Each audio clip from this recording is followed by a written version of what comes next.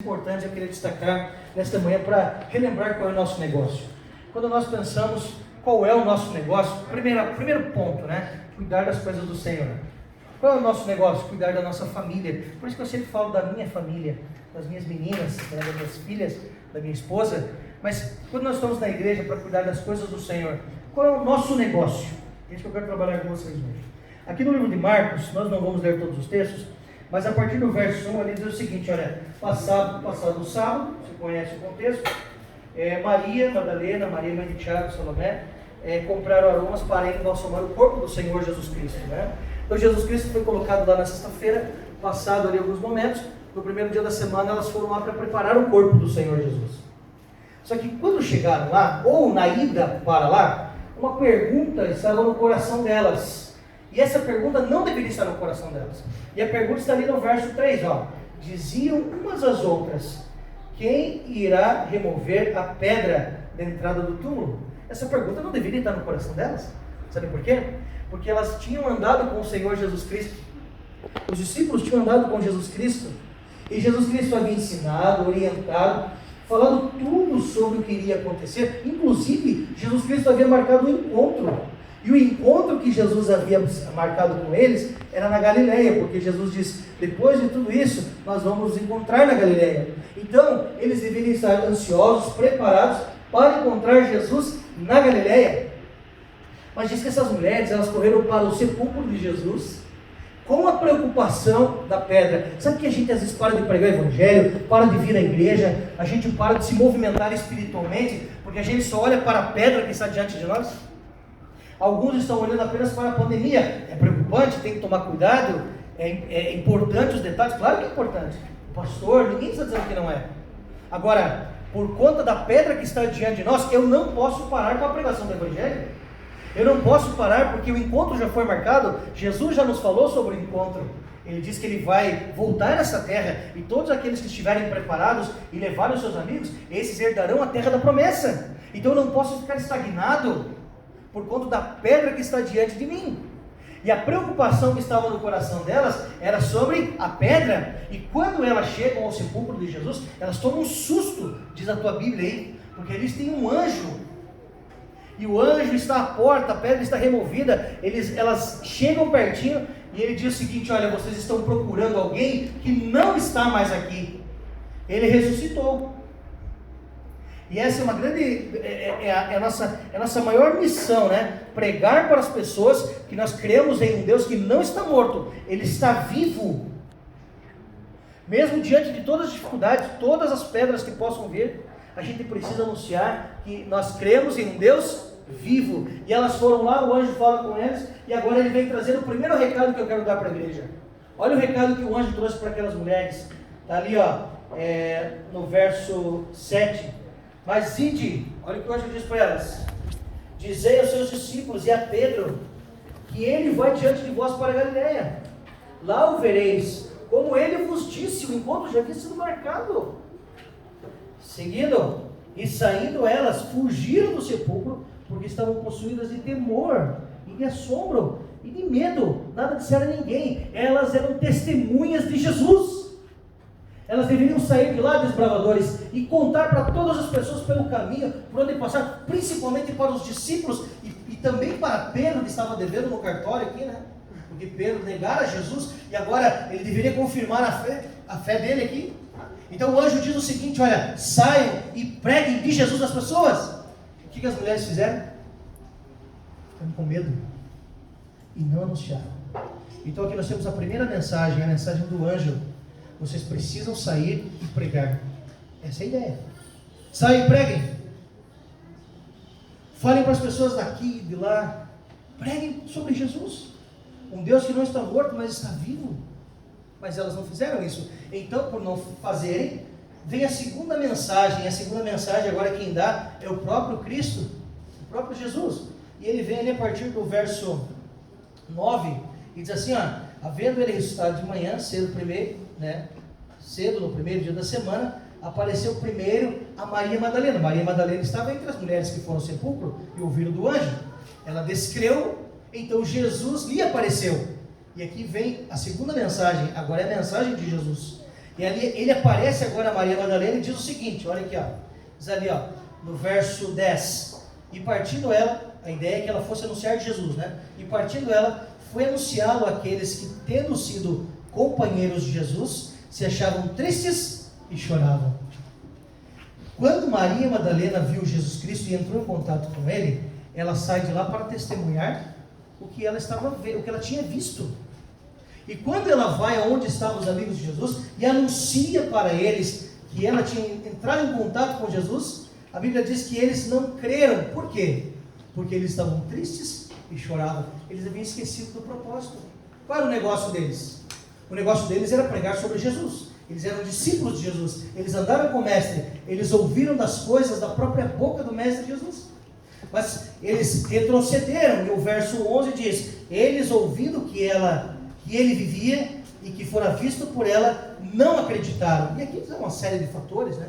Talvez eles não acreditaram porque ela fosse uma mulher, talvez eles não acreditaram porque ela tinha uma vida no passado, uma vida meio conturbada, ou talvez eles não acreditaram porque eles pensassem assim: olha, Jesus deveria ter aparecido a nós e não a uma mulher, porque as mulheres naquele contexto não tinham muita força. O fato é que eles não acreditaram na mensagem e na mensageira. Sabe que sábado, quarta, agora o pastor está trazendo, vocês estão se esforçando, quarta, domingo, os cultos online, como nós tínhamos, né? O culto presencial. Sabe que sermão após sermão, encontro após encontro, nós estamos aqui alertando sobre a volta de Jesus, sobre o acontecimento, sobre salvar do pecado, guiar o serviço. Nós estamos alertando. Só que tem gente que não crê mais no mensageiro e nem na mensagem. Tem gente que vem à igreja e não crê mais na volta de Jesus. Tem gente que vem aqui apenas por vir aqui, porque virou rotina. E rotina não salva ninguém. O que salva as pessoas é a comunhão. Tem gente que se acostumou tanto com a pandemia que não quer mais voltar para a igreja, pastor. E não estou falando de Mococa, eu estou falando no geral. Eu não estou falando do adventismo, eu estou falando de todas as religiões.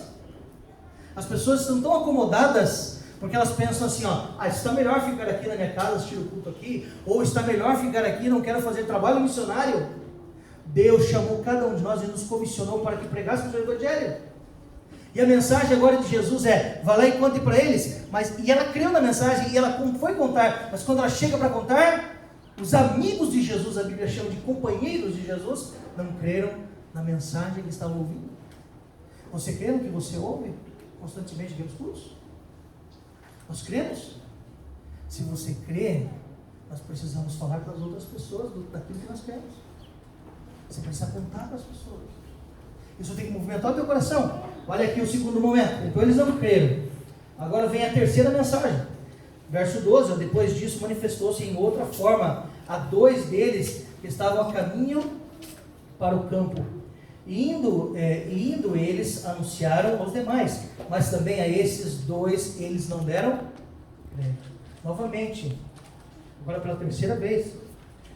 Dois deles, dois dos discípulos, dois companheiros de Jesus, que entraram em contato com Jesus agora, porque Jesus aparece novamente, contam para os demais, mas o que acontece?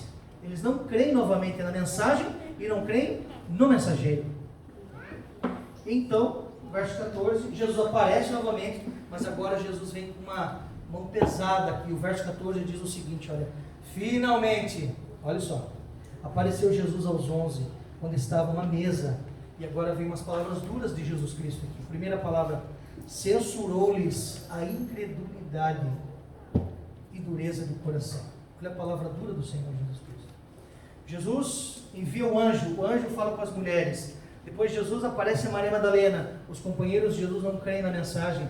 Depois Jesus aparece a outros dois homens, companheiros também, e anuncia os demais, e eles também não creem na mensagem e não creem no mensageiro. Então o próprio Cristo aparece agora aos 11, diz a Bíblia aqui no verso 14, e ele traz uma mensagem agora de repreensão a esses homens que deveriam estar pregando o Evangelho, mas que retrocederam, deram um passo atrás, se acomodaram diante da situação, por mais que tivessem sido avisados. E a Bíblia agora diz que ele vem para repreender a dureza de coração daqueles homens. A incredulidade e dureza de coração. A incredulidade é a descrença. A descrença na mensagem e a descrença nos mensageiros. Talvez às vezes você vem à igreja e fala assim: nossa, a pregação, aquela mensagem. Talvez nem quero mais ir à igreja. Sabe que o chamado de Deus, claro, não é somente para vir à igreja. O chamado de Deus é para sermos cristãos em todos os lugares. E quando nós nos intitulamos cristãos, significa que nós devemos pregar o evangelho e testemunhar de Jesus para todas as pessoas, em todos os lugares. Nós precisamos falar e anunciar Jesus para todas as pessoas. Um dia desses eu estava no elevador, eu estava com aquela roupa verde, hoje eu vi todo mundo arrumado assim, eu vim de jovem, me disfarçado de jovem hoje. E eu vim, estava no elevador com aquela roupa verde minha, eu estava sem o lenço estava na minha mão, eu morava no 13º andar, e eu estava descendo o elevador, entrei no elevador, no andar de baixo entrou um senhor, e eu estava ali todo de verde, parecia um abacate redondo, né, assim, uma farda lá, e ele olhou para mim e falou assim: você é um general? Eu falei: não, eu sou um desbravador. E eu tinha 30 segundos para ele para falar o que era o desbravador. Os desbravadores são gente que usa grandes físicos, fiz comentário espiritual na igreja adventista. E eu tive a oportunidade em 30 segundos de tentar falar quem eram os desbravadores para ele. E agora eu vou entrar em contato novamente com ele, que é um senhor de idade. E ele mora no mesmo prédio, só que por conta da pandemia eles se afastaram, porque se somar todos os anos do meu prédio lá, só tem 2 crianças, minhas filhas só. Agora mudou um menininho lá, tem 3. Então assim, somar tudo dá uns 2.000 anos, mais ou menos, morado no prédio. Então eles ficaram todos dentro do apartamento, eles não saíram assim, bem difícil sair. Você tem que falar de Jesus às pessoas. Jesus vem então, censura a incredulidade, a dureza do coração, a descrença na mensagem, a descrença no mensageiro. E ele diz o seguinte, olha aqui, ó, veja ali, ó. Censurou-lhes a incredulidade e a dureza de coração, porque não deram crédito aos que tinham visto já ressuscitado. O verso 15, e disse-lhes: ide por todo mundo e pregar o evangelho a toda criatura. Sabe o que Deus está falando para a gente, Mococa? Sabe o que Ele está falando para a gente? Sai e prega o evangelho aqui nessa cidade. Ah, pastor, mas nossa igreja já está cheia de gente, não cabe mais. Vamos abrir outra. Pastor, mas a gente não tem recurso. Abre uma garagem. Pastor, não tem recurso. Faz na praça. Pastor, não tem... senta lá no gramado. Vamos fazer igrejas. Vamos chamar as pessoas ao arrependimento. Vamos apresentar o Senhor Jesus a elas. Deus está chamando você semana após semana. Deus vai mandando mensageiro com uma mensagem específica, e muitos não creem mais na mensagem e talvez nem creem no mensageiro. Jesus está mandando um anjo, Jesus está mandando os mensageiros, e talvez Jesus, o próprio Cristo, não sente ao seu lado para dar uma mensagem específica para você, mas Ele tem mandado os pastores, os anciãos, as mulheres pregadoras. Deus está mandando os seus servos anunciarem para vocês que em breve Ele vai voltar, e que cada um de nós deve testemunhar. Por isso que quando a gente pega um livro desse aqui, olha, eu tenho que orar a Deus, falar assim: Deus, que a pessoa que eu vá convidar lá, aceite, por favor, em teu nome. Porque nós estamos vivendo uma pandemia dentro de um outro grande problema, chamado grande conflito. Ninguém levanta cedo, dessas pessoas que não conhecem Jesus Cristo, levanta cedo assim: ah, hoje eu vou ser batizada, hoje eu vou para uma igreja, hoje eu vou fazer uma aliança com Jesus. Não faz, porque o pecado faz separação. E qual é a nossa parte? Mostrar para eles que existe uma ponte, Jesus. Qual é a nossa parte? Falar para eles que dá para ser, que dá para realizar essa tarefa, uma tarefa importante. Jesus, ele vem, relembra qual é a tarefa deles: ide, pregue o evangelho por todo mundo, não fiquem parados, não fiquem chorosos, não deem um passo atrás, não retrocedam. Jesus lembra qual era a tarefa: ide, pregar o evangelho a toda criatura racional. E o verso 16 diz o seguinte, olha: quem crer e for batizado será salvo. Normalmente a gente usa só o verso 16, né? Quem crer e for batizado será salvo nos estudos bíblicos. Tanto é que o verso 16, o tema central do verso 16 nem é o batismo, é a crença. Porque todo o contexto está falando assim: olha, eles não creram na mensagem, eles não creram no mensageiro, eles não creram na mensagem. Então a palavra de Deus está dizendo para a gente: olha, você precisa crer naquilo que você está vivendo. Se você não crê naquilo que você está vivendo, você está perdendo tempo hoje aqui na igreja. Não, pastor, não, você perdeu tempo. Você podia estar fazendo qualquer coisa, tipo o Globo Rural, amanhã Globo Rural, né? Sei lá, fazendo qualquer outra coisa. Mas a gente vem numa igreja, passa o boticário, vem para a igreja no sábado de manhã. E se você não crê naquilo que você está ouvindo, se você não crê naquilo que você tem vivido ao longo desses últimos anos, talvez você esteja perdendo tempo, porque só vai ser salvo aquele que crê na mensagem, aquele que crê no mensageiro. A mensagem é certa e a mensagem está ali, você tem nas mãos, nós temos a mensagem nas mãos. Nós precisamos crer porque as mensagens de Deus estão vindo constantemente para nós, para nos relembrar qual é o nosso negócio. E o nosso negócio é pregar o Evangelho a todas as pessoas.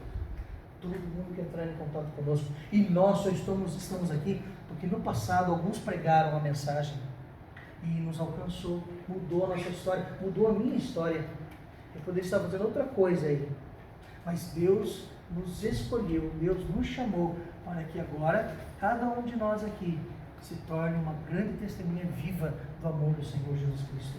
Quando você desbravador anda de lenço por aí, as pessoas reconhecem você como embaixador de Cristo da igreja adventista.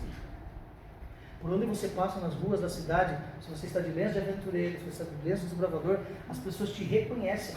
Um dia desse eu estava no meu carro, no semáforo parado, eu estava com o lenço, e aí passou um motoqueiro e parou do meu lado. Ele falou: ô desbravador! Ele falou: você conhece também, né? Estou afastado.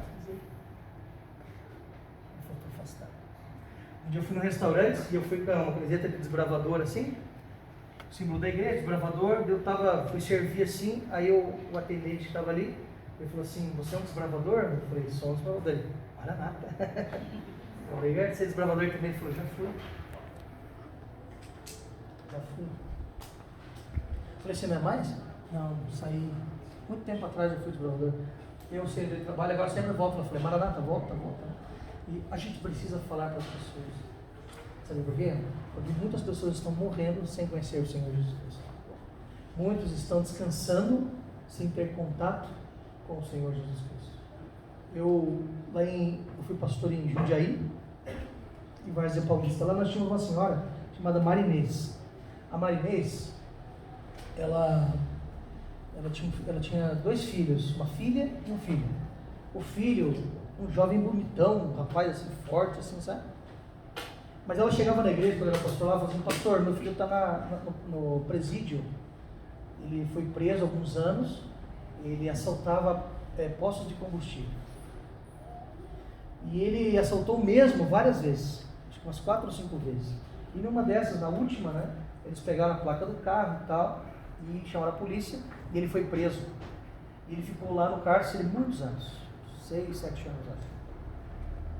E a mãe falava assim: pastor, ora para o meu filho, a gente orando, e ele recebeu uma bênção lá, e foi liberto, né, com algumas... e ele foi para casa. Chegando em casa, ela me ligou: pastor, meu filho foi solto, vem aqui, tem que fazer uma visita para ele. Eu fui lá correndo. Cheguei com a minha Bíblia, ele estava sentadinho no sofá assim, e aquela irmã era muito especial, porque ela sempre fazia um bolo de fubá cremoso. Vocês gostam de bolo de fubá cremoso? É bom, né? Só que o bolo dela era diferente. Ela colocava goiabadas dentro. A goiabada era interessante que ela não ficava embaixo, não sei o que. É só as mães e vós que sabem fazer isso. Ela não fica lá embaixo, ela fica no meio. Era uma mágica do bolo, é engraçado, né? E eu sempre visitava aquela irmã e sempre tinha bolo de fubá cremoso com goiabada. E ela falou assim para mim: pastor, vem lá na minha casa visitar meu filho, vai ter bolo. Eu falei: claro que eu vou. Mas eu pedi para ela suco de maracujá para fazer bolo também. Cheguei lá, tinha o bolo, eu olhei primeiro na mesa, o bolo estava lá. Aí eu olhei, o filho estava lá, deixa eu ir no filho primeiro. Sentei com o filho lá, e ele pegou a Bíblia dele, e ele me mostrou a Bíblia dele tudo marcada, toda arriscada, de ponta a ponta. Eu falei assim: eu queria estudar a Bíblia com você. Ele falou: já li a Bíblia. Ele mostrou assim. Eu falei: que legal. Então eu falei para ele: então vai ficar mais fácil a minha tarefa. Se você já leu a Bíblia, o que eu vou falar para você vai ser mais simples. Aí eu falei: então tá bom. E eu comecei com o estudo número 1 na minha cabeça, assim, porque a gente às vezes, os pastores, a gente não usa muito, às vezes a gente não usa o guia lá, principalmente nos primeiros estudos. Vai lá, vamos ver esse texto aqui, daí ele joga o texto, vamos ver esse outro texto aqui. E quando eu vi, a gente já estava ali 2 horas, eu já tinha feito 3 estudos com ele. Aí eu fechei a Bíblia e falei: acho que já está tarde, eu tenho que ir embora, eu tenho que comer o bolo. Aí ele falou: não, vamos continuar. Eu falei: não. Se você quiser eu volto depois, hoje eu tenho que parar. Você vai voltar? Eu falei: vou. Mas você já não sabe da Bíblia? Não, eu quero saber mais, eu não sabia essas coisas. Falei, então vamos voltar. Aí comi o bolo, tá, levei pra casa também, porque as irmãs elas fazem o bolo pra gente, né, pastor? Pode fazer pro pastor que ele gosta, né? Você põe assim, eu percebi que ele gosta. Aí você faz, as irmãs põem numa tapoerzinha assim, né? E diz assim, leva pra sua esposa, mas nunca chega, né, irmã? Nunca chega. Não sei você, lá em casa nunca chegava. Aí as irmãs entregavam a gente, falavam assim, ó, ô irmã, chegou o bolo. Não pergunta isso pra ela. Perguntava direto pra Karine lá em casa, ô irmã, chegou o bolo? Ela falou, não tem bolo nenhum. Claro, não chegar, porque às vezes 10, 20 quilômetros eu ia aquele bolo, eu e o bolo, né? Tinha eu, o bolo e o anjo sentado, então eu podia licença comer o bolo. Aí chegava em casa, tinha 20, 15 potinhos, tudo sem prateleira. A Karine falava assim, de quem que é isso? Eu falei, de nós aí. Deixaram. Voltei lá, irmãos. Estudei a Bíblia com meu pai. E depois de alguns meses, ali, uns 2, 3 meses, ele me ligou. E falou assim, pastor, você pode me batizar? Mas minha mãe não pode saber. Eu falei, você vai matar a rainha. Ela vai cair na igreja dura. Ela orou por 6, 7 anos pelo filho. Agora o filho decidiu ser um adventista do 7º dia. Eu falei, tá bom, mas alguém tem que segurar ela, senão ela vai cair lá. E ele falou que ia o banheiro, e realmente ia o banheiro na hora do culto lá. Ele foi trocar de roupa. E ele entrou no tanque de batismo comigo. E eu batizei o Júlio. E a irmã desmaiou lá. Seguraram ela, ele fez aquele coisa. Aí trouxeram perto do tanque. Foi a cena assim muito, impactante para a igreja, para a gente. O Júlio, ele batizou na igreja, começou a ir para a igreja, firme na igreja. Nova vida, como diz a Bíblia, né? Tinha uma moça que sentava sempre do lado direito da igreja, sempre sentava do lado esquerdo. Ela estava avulsa, ele também, né? E eu falei para ele, por que você não olha para a moça? E falei para a moça, por que você não olha para o rapaz? Aí se olhar lá, deu certo. Fiz o casamento dos dois. Senhor. Ele e ela são os líderes de aventureiros da igreja de HPM em Jundiaí. Hoje, se você for lá, eles são os diretores do clube. Os dois estão firmes e fortes. Ajudaram a fundar outro clube e agora eu convidei eles para ser regional. Vão trabalhar comigo como, um deles pelo menos, quando tirar os dois do clube, vão trabalhar como regional, como provavelmente o Júlio. Por que eu estou contando essa história? Deus muda a vida das pessoas através da pregação do Evangelho. Deus muda a vida das pessoas. E Deus convidou você para ajudar no processo. Deus está relembrando você hoje da tarefa que você tem que fazer. Ide, pregue o Evangelho às pessoas. Conte para todas as pessoas. Fale quem é o Senhor Jesus Cristo para elas.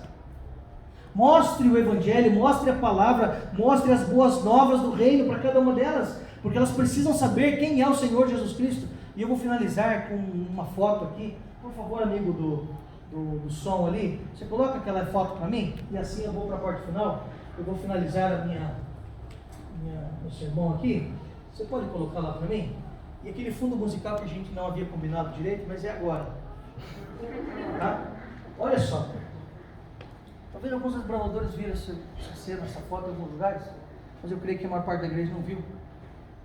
É a foto do menino. Deixa eu ver lá se parece. Esse menino aí, isso. Esse menino é o Vitinho. O Vitinho, ele é campeão de ordem unida na categoria de 12 anos, a idade dele. Rapazinho assim, ó, fera. Menininho era o mascotinho do clube. Tem um mascotinho aqui do clube, assim, aqueles que vocês gostam de abraçar e esfregar a cabeça dele. E esse era o Vitinho. O Vitinho, assim, muito animado. O Vitinho, filho ali da família dele, né? De 8 irmãos. 8 irmãos, 6 de pais diferentes. Ele morava numa comunidade muito carente. Muito carente. Bem carente. Casinha dele, bem assim, família bem carente, bem humilde. Mas a igreja estava mudando a vida dele. A igreja estava ajudando. Ele estava na classe bíblica dos desbravadores. Havia marcado o batismo dele. O Vitinho estava se preparando agora para se tornar um adventista do 7º dia. Ele já era, mas faltava um detalhe: mostrar publicamente que ele era um adventista do 7º dia. Porque ele estava entregando a vida ao Senhor Jesus Cristo. O clube tinha abraçado a família, abraçado o Vitinho, e a história dele estava mudando. Um dia, um domingo, um coordenador desbravador me ligou e falou: pastor, você viu o que aconteceu? Eu falei: não. Ele falou: entra na internet, então ele dá uma olhada na Record e tal. E eu entrei lá e tinha uma notícia muito triste. O Vitinho dentre os irmãos que ele tinha, né? Tinha um de 14 anos. Tem um de 14 anos. E esse de 14 anos, ele brigou com o Vitinho por conta de uma bicicleta. Quem vai andar com a bicicleta e vira aquele negócio de bicicleta e... O Vitinho puxou a bicicleta do irmão, o irmão foi na cozinha, pegou a faca e ele cortou o pescoço do Vitinho. E aí fui chamado e eu fui lá fazer o sepultamento desse menino. Nós tínhamos mais de 100 desbravadores na cidade, lá em Itatiba, lá no Feras. A cidade toda parada. Foi agora na pandemia. Nós cantamos da esperança da volta de Jesus. Nós cantamos o hino dos desbravadores. Nós marchamos dentro do cemitério. Nós falamos que em breve Jesus Cristo vai voltar. E a mãe dele tinha me ligado, tinha pedido para que ele fosse enterrado, sepultado, com o uniforme que vocês estão usando agora. Esse uniforme que vocês têm aí. Ele estava todo bonitinho, arrumadinho, cabelo penteadinho, uniforme, colete do Camporim de Barretos, que pagaram para ele ir. Ele estava tudo arrumadinho, eu coloquei a bandeira em cima do caixão, colocamos ele lá na sepultura, cantamos. Alguns queriam dizer, né, o desbravador, ele não morre, né, ele acampa no cemitério, né? Eu falei, não, deixa, fica quieto aí. O Vitinho, ele descansa no Senhor hoje, eu creio, tem um anjo guardando ele e vai chamar ele na primeira ressurreição, porque Deus estava mudando a história dele e através dele estava mudando a vida da família. Ele entendeu quem eram os desbravadores, o que eles estavam fazendo, conheceram os princípios da igreja adventista, porque ele já era um adventista, já não comia um tipo de comida, já não andava em alguns lugares que os adventistas não vão. Ele estava se tornando uma pessoa diferente. Sabe qual que é o nosso negócio, desbravadores, igreja, aventureiros? Sabe qual que é o nosso negócio? É ajudar as famílias dos vitinhos que estão perdidas aí. Quantas famílias estão aí hoje despedaçadas, vivem em situações assim, ó, precárias? Quantos são assim? Quantos estão assim? E às vezes a gente fica olhando só para a pedra que está diante da gente. Temos perigos? Temos perigos. Temos situações que temos que tomar muitos cuidados? Claro que temos. Só que essa pedra ela não pode nos impedir de cumprirmos a tarefa que nós temos que cumprir. De falarmos para os nossos pais, de falarmos para os nossos amigos, de falarmos para os nossos vizinhos, de falarmos para os nossos colegas. Nós não podemos nos privar, guardar a mensagem no coração e não anunciar a mensagem, porque semana após semana, mensagem mensageiro tem tocado ao nosso coração, dizendo o seguinte: olha, nós precisamos testemunhar, seja sendo um Caleb, seja sendo um irmão aqui que vai trazer para a classe bíblica, seja sendo um desbravador, sendo um aventureiro, nós precisamos pregar o Evangelho. Eu não posso ter vergonha de pregar o Evangelho, eu não posso guardar a mensagem dentro de mim. Pastor, mas eu não sei dar estudos bíblicos. Mas olha a proposta do pastor, é trazer um amigo para que ele possa ajudar. Pastor, mas eu não sei dar estudos bíblicos. Traga um juvenil para a classe dos desbravadores. Pastor, eu não sei fazer isso. Mas você tem vários outros dons e talentos que Deus deu a você. Use esses dons, faça um belo pão. Hoje à tarde eu vou contar sobre a nega maluca que a minha esposa fez e convidou a mulher para estudar a Bíblia. Diante de uma nega maluca com aquela cauda assim, ninguém resiste. O estudo da Bíblia, ó, o pastor gosta de realizar. Se fizer um negócio bem preparadinho, as pessoas, ai, quer estudar a Bíblia? Claro, ninguém diz não. Você tem talentos e dons, use eles para a pregação do Evangelho. Remova as pedras. Quem quer ser um Caleb aqui? Um pregador? Olha isso. Pastor, fica a mão levantada, fica assim, quero ver. 1, 2, 40, 70, 80, 120, 485. Muita gente. Parabéns. Pega a sua Bíblia e põe no coração assim. Eu vou pegar a minha Bíblia aqui. Acho que os desbravadores vão ter uma música depois, né, Bruno? Mas antes eu quero, pega a sua Bíblia assim. Tá com a sua Bíblia? À tarde, ó. Ela não está aqui, a minha ficou no carro, ó. Mas à tarde vocês vão ter uma Bíblia Caleb. É só para quem vier ser Caleb, né? Não é para todo mundo, né? É uma Bíblia Caleb, ela é nossa, eu nem vou falar porque é à tarde. Quando você abre ela, nossa. Põe a Bíblia assim. Você já tirou a tua Bíblia hoje? Tirou? Porque eu falo que tem eu já fiz isso, agora eu não me sinto normal. A palavra de Deus. Fica pertinho do coração. Assim. Você já orou, né? Você já lembrou da pessoa, né, que vocês vão convidar? Lembrar? Os dois nomes, né? Você sabe o nome dela? Você sabe falar o nome das duas pessoas? Você lembrou ali aquele nome que o pastor falou? Qual é o nome? Ganhou. Ô, Júlia. Tem alguém que trouxe alguém ao batismo no ano passado, que não é desbravador, assim, você não é desbravador, você estudou a Bíblia com alguém e trouxe a pessoa ao batismo. Tem alguém aqui? Tem alguém aqui? Já muda de história. Eu não entendi o que ele falou. Nós já ganhamos. Vocês já ganharam, né? Já ganharam. Eu tenho esse aqui, o batizador. Olha aqui, ó. Se você estudar a Bíblia com alguém, tem alguém aqui que já está estudando a Bíblia com alguém, está preparando só para o batismo? Tem pessoa que está quase dizendo sim. Tem alguém? É mesmo não? Você é um batizador? Então daí eu que o batizador. Está aqui. Você não tem faixa? Você não tem faixa de provador? Aí depois você guarda. Quando você for provador, você põe. Ah, eu vou poder pôr na faixa? Eu vou poder pôr na faixa? Tem mais um desbravador assim que lembrou assim, falou assim, eu tenho 2 nomes que eu vou convidar para a classe. Tem um desbravador? Quer ver? É mesmo, cara? Aí, já dá alegria pra você. Qual que é o nome das pessoas? Isadora? Júlio. Mais um desbravador assim que tem. A aventureira. A desbravadora agora cresceu. Quais são os nomes? 2 nomes importantes. Meu pai e meu tio são os nomes, esses mesmo. Tem os aventureiros que conseguem 2 nomes assim? Tem o aventureiro que consegue 2 nomes? Olha o aventureiro lá. Quais são os nomes?